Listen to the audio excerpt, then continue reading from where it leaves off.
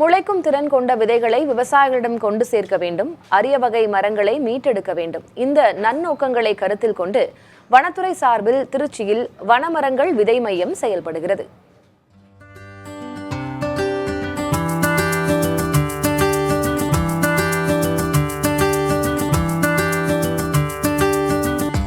காடுகள் பல்கி பெருக காரணமாய் அமைபவை இந்த விதைகள்தான்.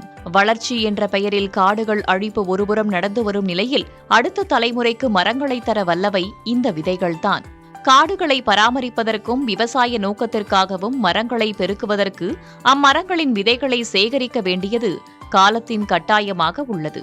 அந்த வகையில் தமிழ்நாடு அரசு சார்பில் வனத்துறையின் கீழ் திருச்சி PK அகரத்தில் 2019ஆம் ஆண்டு வன மர விதை மையம் தொடங்கப்பட்டது.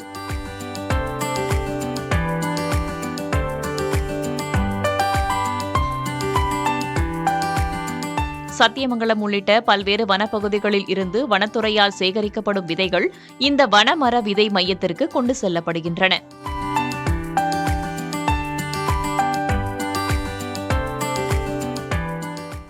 வனத்துறையினரால் தேக்கு, சவுக்கு, சந்தனம், செம்மரம், சரக்குன்றை, நெல்லி, கல்யாண முருங்கை, ஜக்கரண்டா உள்ளிட்ட விதைகள் சேகரிக்கப்படுகின்றன. இதேபோல அரிய வகை விதைகளான சில்வர் ஓக், வெண்கடம்பு, பட்டாடி, செங்கருங்காலி, கருங்காலி, மெல்லிசரா, வில்வம், உசில், வாகை, கல்மூங்கில், கடுக்காய், மகிழம், செண்பகம், இலுப்பை, கருமருது, மகாகனி, மயில் கொன்றை உள்ளிட்ட விதைகள் பல்வேறு வனப்பகுதிகளில் இருந்து சேகரிக்கப்பட்டு இங்கு கொண்டுவரப்படுகின்றன.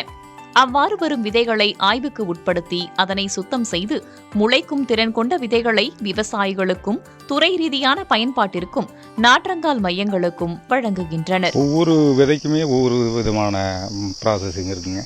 டைஜன் சீட்னு சொல்லுவாங்க, காற்றுல பார்க்கக்கூடியது இருக்குங்க, ஹார்ட் சீட் கொட்டிருக்கிறது இருக்குங்க.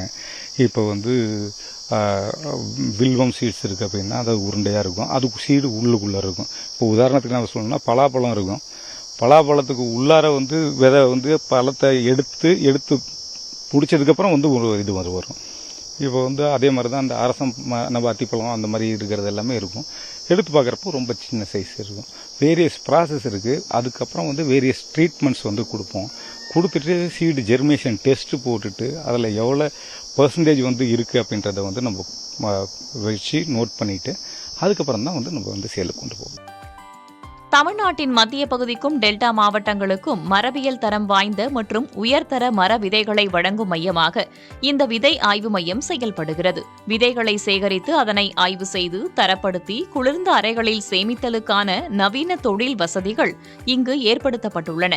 விவசாயம், தொழிற்சாலை, வனத்துறை மற்றும் இதர பயனாளிகளுக்கு அருகி வருகின்ற மற்றும் அழிந்து வருகின்ற வன மர விதைகள் மற்றும் மருத்துவ செடிகளின் விதை தேவையை பூர்த்தி செய்யும் வகையில் இம்மையத்தில் சுமார் 100க்கும் மேற்பட்ட வகையிலான விதை வகைகள் சேகரித்து வைக்கப்பட்டுள்ளன. தற்போது வரை 11 டன் விதைகள் சேகரிக்கப்பட்டு அதில் 9 டன் விதைகள் விற்பனை செய்யப்பட்டுள்ளன.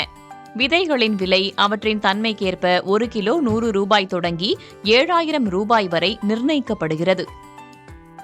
முயற்சி என்பது விதை போல, அதை விதைத்து கொண்டே இரு, முளைத்தால் மரம், இல்லை என்றால் அது மண்ணுக்கு உரம் என்றார் நம்மாழ்வார். அந்த வகையில் விதைகளை தேடி கண்டறிந்து அழிந்து வரக்கூடிய மரங்களை மீட்டெடுக்கும் வகையிலும் விவசாய பயன்பாட்டிற்காகவும் விதைகளை சேகரித்து வைக்கக்கூடிய வனத்துறையினுடைய இத்தகைய முன்னெடுப்பு என்பது வரவேற்கத்தக்க ஒன்று. புதிய தலைமுறைக்காக ஒளிப்பதிவாளர் சசிகுமாருடன் திருச்சியிலிருந்து பிருந்தா ஸ்ரீகரிஷ்.